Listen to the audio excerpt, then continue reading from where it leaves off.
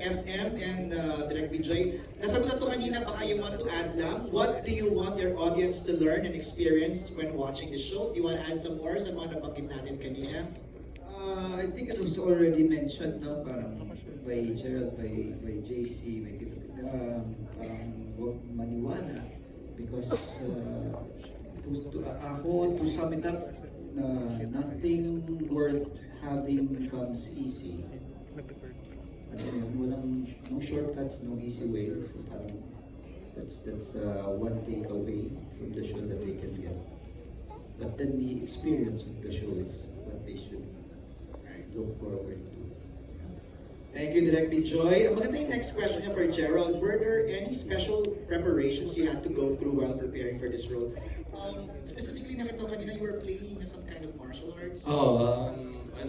Arnis, Kali. Okay. Needed siya, vital yung role nung... I think yun talaga yung request ko sa writers natin kasi later on sa show, makikita nila makikipag-bakbakan na rin kami sa mga ibang scammers or ibang scenarios, ibang sitwasyon. And to make it believable, there has to be a backstory or background, di ba? Hindi naman pwedeng na biglang galing niyang makipag-away sa maraming tao. So, I requested that we establish na yun yung hobby niya, yun yung gusto niyang gawin. So, para may sense. And you also mentioned kanina that you brushed up on some digital terms, di ba? So, na kailangan lang para medyo madulas when you speak it. On mo lang yung TV, panuwi yung TV Patrol, ang dami ng mga tungkol sa scamming. Diba? Like, walang araw na hindi Or mag-Bloomberg TV ka, Yeah, ka lang diba? stop, Sa YouTube. mga ganun, di ba? Okay, Miss Franz, ikaw ang next. Hi po, good evening po. Hi, good evening po sa inyo lahat. And actually, natanong na kasi yung tanong ko mostly. So, ang magko-comment lang ako, napapatawa kasi parang reunion of sorts talaga to. Jessie, JC, siya, Ina, and ano. Nakatawa kasi JC sa You're My Home before then. Si Sir Gerald, Jessie, and then so, nakakatawa to see you. Ano. So, punta na lang muna kay Francine and Seth. Okay, Francine and Seth, congratulations kasi before this, you're coming from a critically acclaimed performance sa My Future. Yes!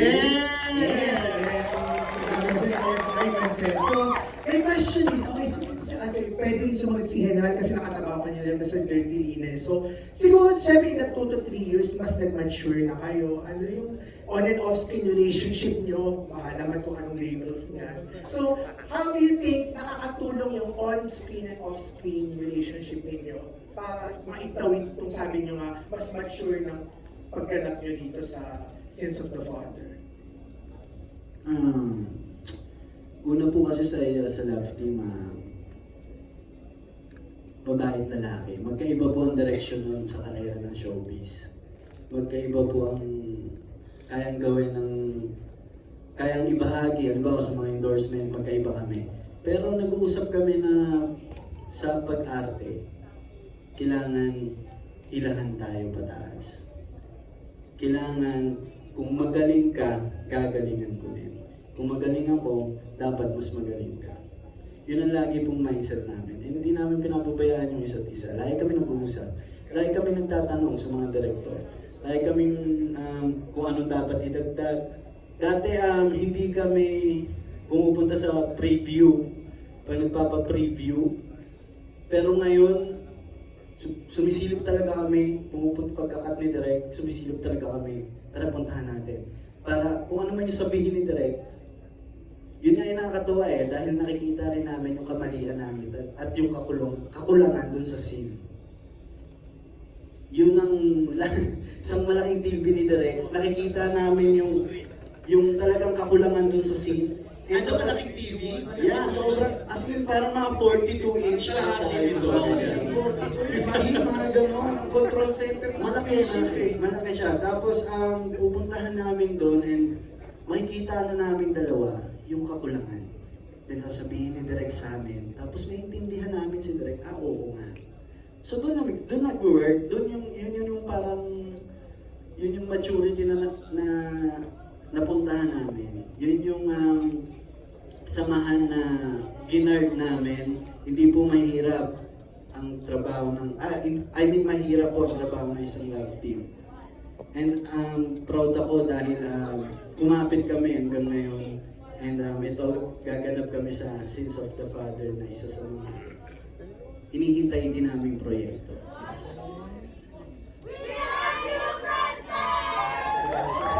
Kaya pala natakot na maingay doon. Haba ng buwelo mo doon, ate, ha? Tingnan nila sa excited. Nagbibilang ka, 1, 2, ay wala pa. 1, 2. Nabiting kami doon. I know. Tinitingnan nila yung queue kung kailan matatapos. Chin, Chin, you wanna add doon sa sagot ni Seth na parang yung challenging each other? Nabanggit mo na kanina, no? Na parang, Opo, yun talaga. At saka, siguro ang may add ko lang, Kuya MJ, na sa serye na to, mapapakita namin yung kung ano pang kaya namin ibigay bilang mga aktor. Kasi pag sinabi mong love team, usually yung ina-expect sa inyo, kilig lang eh. romance, Yeah, kilig. kilig, heartbreak, pero we are so much more than that. Ah. Kaya namin na maging magkalaban kami, magkaaway kami, pero yung kilig factor natin. Pero syempre, responsibility natin yun para natin palalabasin yung sinasabi nilang chemistry natin dalawa. But yun po, nakakatuwa lang na nakikita rin namin yung growth namin bilang mga actor sa show na to. Yun po. Anak ko yun, ha? Habang nasumagot ng Francine Villas. Galing. Mature na ito. Yan na, ha? And, One, two, three, go! Miss Friends, Sumama na rin yung ibang cast na ano. Miss Friends, tanong natin si Direk. Kasi Direk ang pwedeng magkwento. Ano ba masasabi mo sa dalawa? yes, of course. And congratulations pala din sa Ayan Saving na. Grace, ha? Ayan na. Direk, i-bully mo na si Friends. Direct validate daw. No, MJ, parang, I think because I'm very popularly known as very meticulous and medyo disciplinarian sa trabaho. I think na-assign sa akin yung shifting from the team ni Bob or Love team. Parang the challenge is always yung kay Chano Idea, direct what can you do with them? Kasi kailangan na natin silang i-elevate. And so we did Maging Sino Ka Man. And then after that, Bea would do The Mistress and John Lloyd would do a different project. And so when they called me and said, we're giving you Francine and Seth. And we need to find a franchise for them. A different one. Kasi kilala na sila dyan, magaling na sila sa ginagawa nila. And so, on working with Francine, kasi si Seth din medyo later pumasok eh. So nauna sa akin si Francine. And what I'm happy most with Francine is keen kasi siya eh. Yung pag may sinabi ka sa kanya, either yung artista matatakot magbago ng sarili niya or risky siya to embrace yung challenge. So, yun. And I try to make it fun for her kasi nung nakita ko na siya, tama nga naman, why do you limit yourselves na nandun kayo? When the talent is bigger, the talent is greater, na parang kaya ninyong gawin yung mas malalaki pang roles. And in the series, napaka-challenging yung role kasi when you look at it, nakita nyo naman sa palabas, di ba? Dumating siya doon, tinatanong ni Lotlot, yung character ni Lotlot, sino ka? He's my father. So, at alam natin, yung kwento na iniwanan si Gerald nung tatay niya for another woman. And here, dumarating siya sa mundo nila, silang tatlo yung magkakatunggal eh. Francine is caught with the great performance of Lotlot and the intense performance of Gerald. Tapos, nakita niyo dun sa Apangan, napaka unconventional yung nakikita nila ni Seth. Siguro the test, ang fortitude niya sa artistry nilang dalawa dito subukin muna sila independently without the comfort of yung dati nilang love team. Tumayo muna kayo bilang character and I mean, every now and then, tignan mo kung mababa siya kung Francine nito. At least na at least sa akin. Kasi she delivers well, even in Seth. Kaya sa amin, pag nagtatrabaho kami, fun lang. I admire them because first time ko rin po silang makatrabaho. Congrats. that's nice. Thank you, Direk. Thank you, Direk. Hindi, totoo yun. Totoo yun. Pagmamalaki ko lang po, sobrang nag-mature kami kay Direk FM. Legit yan, Direk. Direk, may singit ko lang. Miss Fran, sorry, may singit ko lang since we're in this topic na yun, no? Ano naman pansin mo kay Shaina? Bilang Marinela yung una. Yes, Marinela. Then, ever pinag-usapan natin yung Marinela Sandali lang before. naman, dumaan din kami sa Lobo. We also did Alina, which is Ah, pala. parang di ba yung baptism to maturity din. Ako naman, MJ, mas natakot ako sa kanya after her stint in Europe dun sa mga pelikula niya. Kasi yung depth nung pag-deliver niya, sa totoo lang dito, yung mga katrabaho namin, pag gumagawa kami ng eksena, nag-aaway-away kasi dapat nasa trailer yan. No, mas gusto ko yung ganito niyang ginawa. Kasi as a lawyer, I think she also fancies the fact na first time ko gagawin to. So, she's delivering fabulously. So, nag-aaway-aaway kasi may mga turns siya na intelligent yung character. So, may katarayan pagka hindi niya gusto yung kalaban niyang attorney when she drops her lines. And sabi nga nung isa niyang attorney na character, yung piniplay ni Nico Antonio, sabi niya, nung nagkikwentuhan sila ni Gerald, grabe ka babaeng tao, pero talagang nalalaglag ako sa pinauupuan ko sa talino niya. So, yeah, and we see when she performs, takot ko lang doon sa blonde hair niya.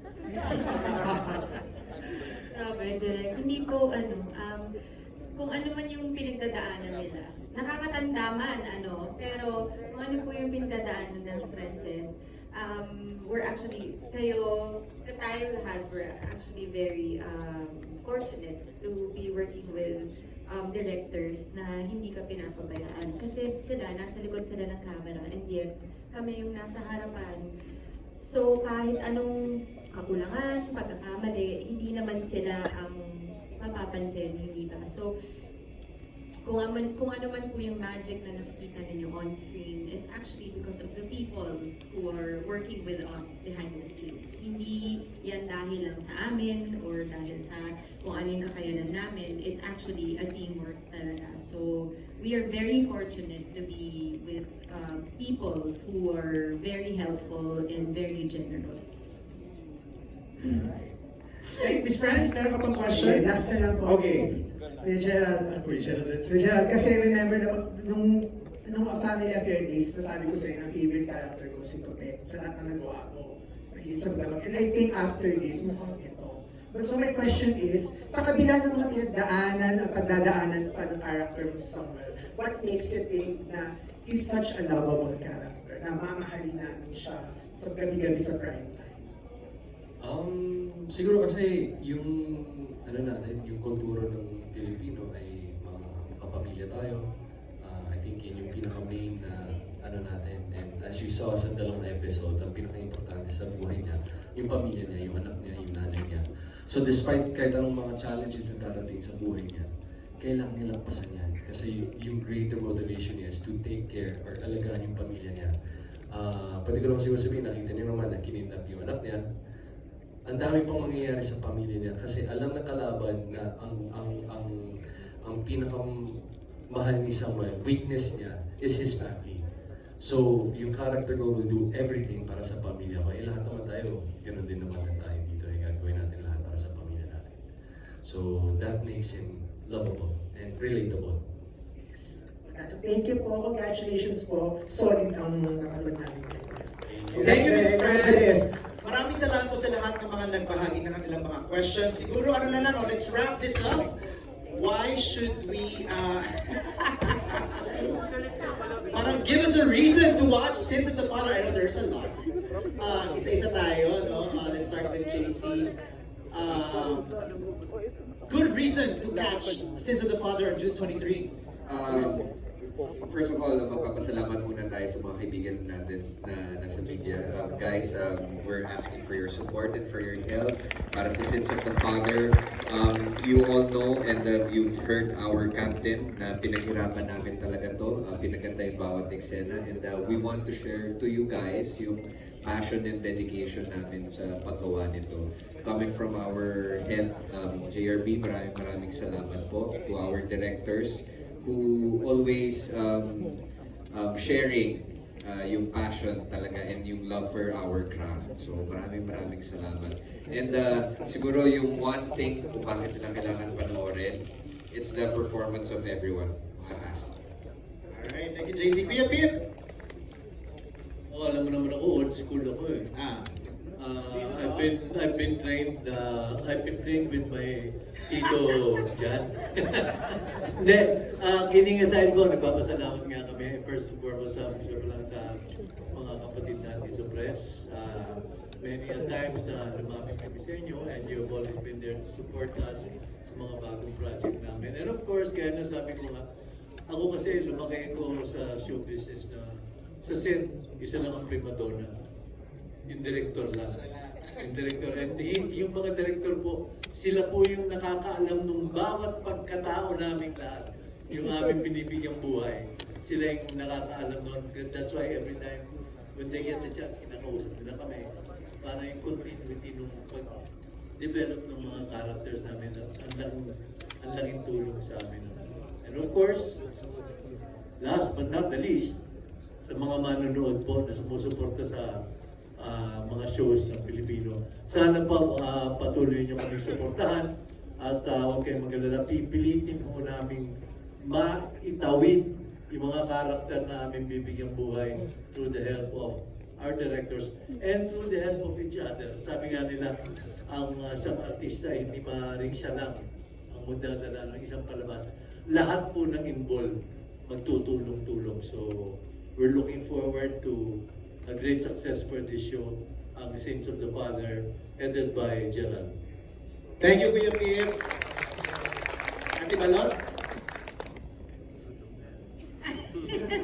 Pagpasensyahan niyo na po ako. Ano ba? Nung unang nabasa yung story, and then nakita kami nila direct, nung nag-script reading, sabi ko parang pelikula. Napakaganda ng story. And you can never go wrong with a great script. Tapos, samahan mo pa ng magagaling na mga artista at magagaling na mga direktor, magagaling na bumubuo ng lahat ng production. With everyone knows there's the Eddie Garcia law, right? Sa hirap ng ginagawa namin sa araw-araw na kailangan naming tapusin and we have to commit to the time dahil yun ang nasa batas ngayon, yet we're still able to deliver something great as this. And sana po talaga tutukan nyo, makita nyo, lahat po ito ay pinaghirapan po ng buong JRB Productions, ng aming mga direktor, namin pong lahat. Hindi lang po puyat, kundi napakaraming pawis sa set at luha ang nilaan po namin para sa inyo. So sana po supportahan nyo June 23, Sins of the Father.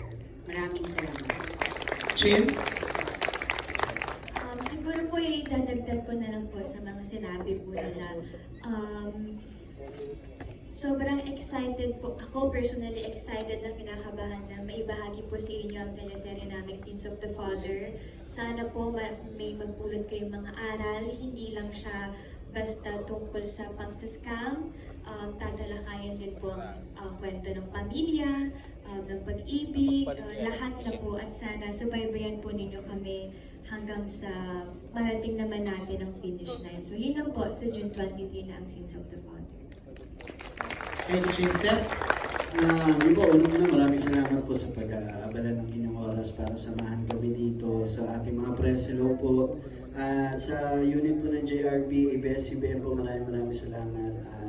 Nagkameron po na isang proyektong to. At syempre sa aking mga co-actors po, senior actors, maraming salamat po. At gusto kong sabihin na, Gerald, Gerald, JC, senior daw. Asmado bibig nito. Boss, dalawa kami dito. Yan ang original na may love. yung mga matagal na po sa, pati matagal lang, din pakinggan. Kumbaga yung mas may karanasan po sa industry na na mga kakapulutan ko po ng aral namin dalawa ni Francine. Yun po, at sa lahat po, sa mga kapanood po nito, ngayon po, iimbitahan po namin kayo panoorin ang Sins of the Father.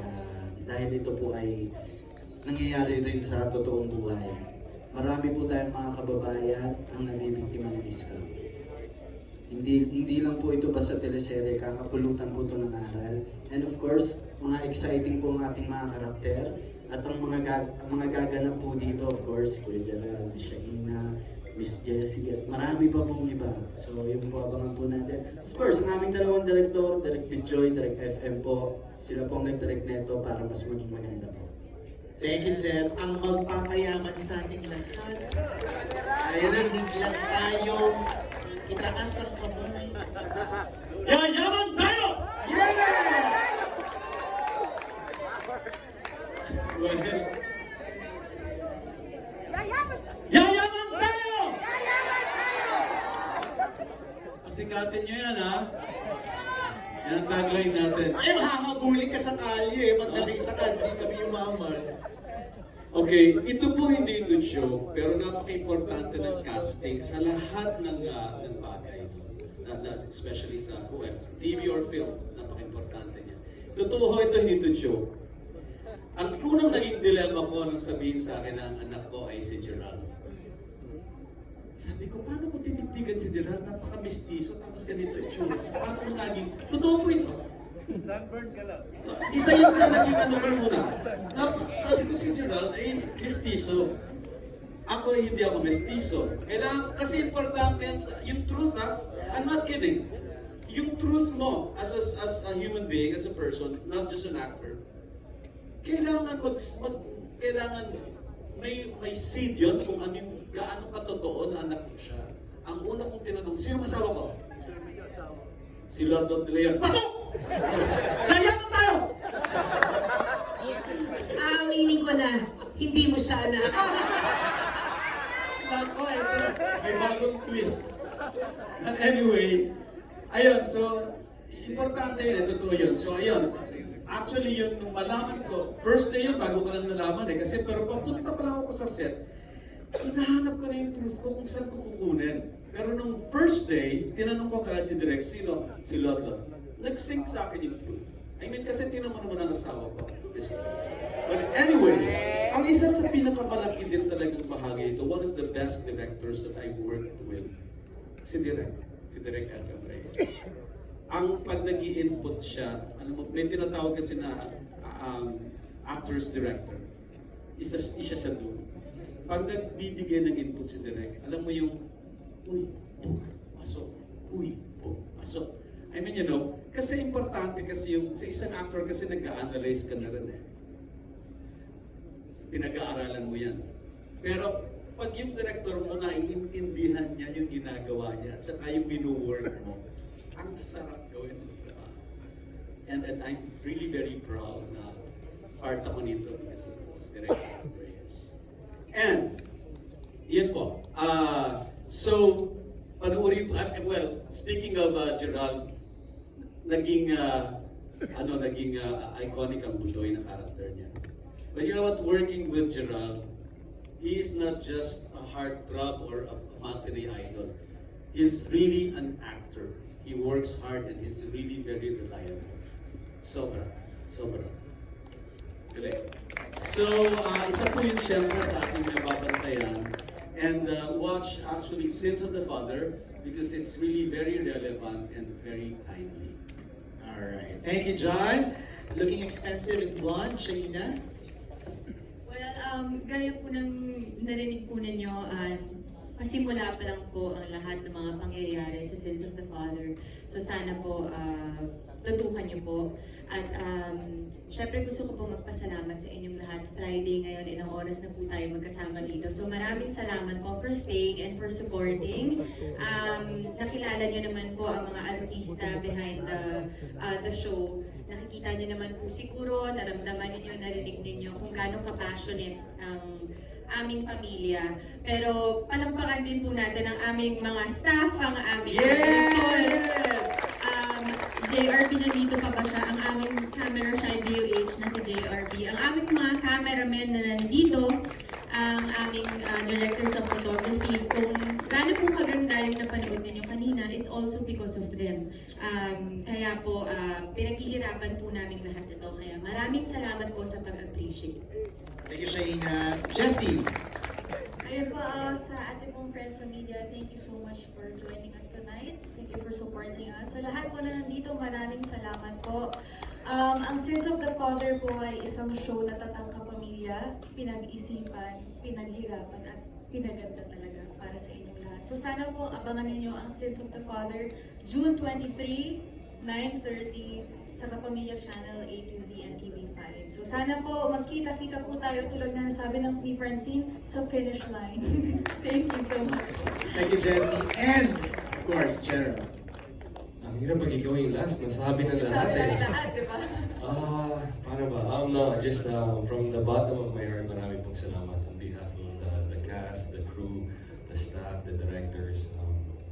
Pagod po kaming lahat, but sobrang fulfilled kasi nakita po namin yung finished product. At marami pa pong mangyayari. Yung mga friends natin from the media, always, for 19 years, lagi kayo nandyan. Marami salamat. May mga new faces, may mga old faces, and I'm super thankful. Sobra po ako nagpapasalamat sa inyo. And yun, napasalamatan natin yung staff. Hindi sila kasama dito sa harap, pero kung wala sila, wala kami dito sa harapan nyo ngayon. Kasalukuyan nagtatrabaho na si Ate Marisa para sa taping namin bukas. But yes, may taping kami bukas. Sana po ay tulungan nyo kami ikalat ang magandang balita po tungkol sa Sins of the Father. And thank you for being here. Mag-ingat po kayo mamaya po. Thank you, Gerald! Maraming